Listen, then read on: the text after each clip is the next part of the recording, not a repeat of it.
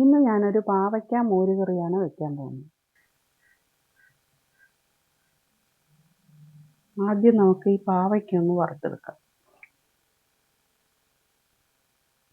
എണ്ണ ചൂടായി വന്നിട്ടുണ്ട്. നമുക്ക് അരിഞ്ഞു വെച്ചിരിക്കുന്ന പാവയ്ക്ക ഇട്ട് കൊടുക്കാം.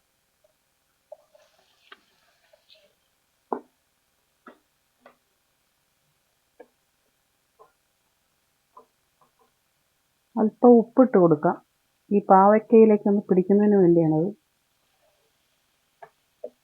ഒരു നുള്ളു മഞ്ഞൾപ്പൊടി ഇട്ട് കൊടുക്കാം.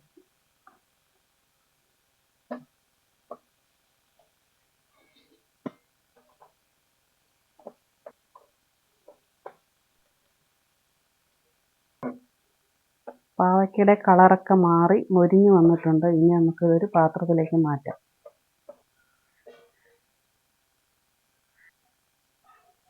പാവയ്ക്ക വറുത്ത എണ്ണയിലേക്ക് നമുക്ക് ഉലുവ ഇട്ട് കൊടുക്കാം.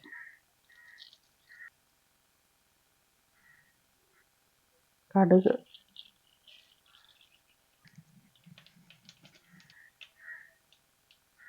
ഒരു ചെറിയ കഷ്ണം ഇഞ്ചി അരിഞ്ഞത്, 4 പച്ചമുളക്,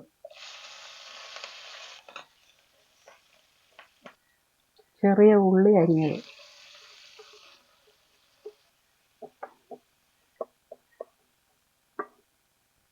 വറ്റൽമുളക്, കറിവേപ്പില, 1/4 ടീസ്പൂൺ മഞ്ഞൾപ്പൊടിയും കൂടെ ഇട്ട് കൊടുക്കാം.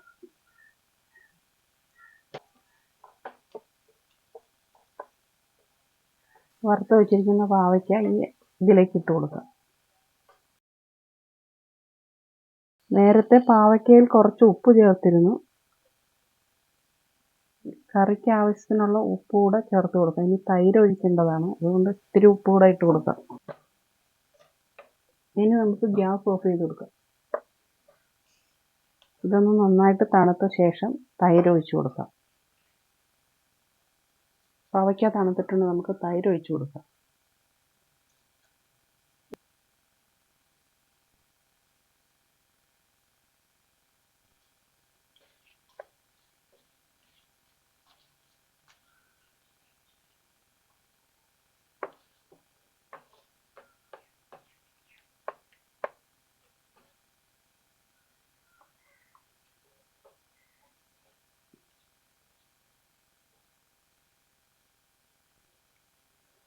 പാവയ്ക്ക മോരുകറി റെഡിയായിട്ടുണ്ട്.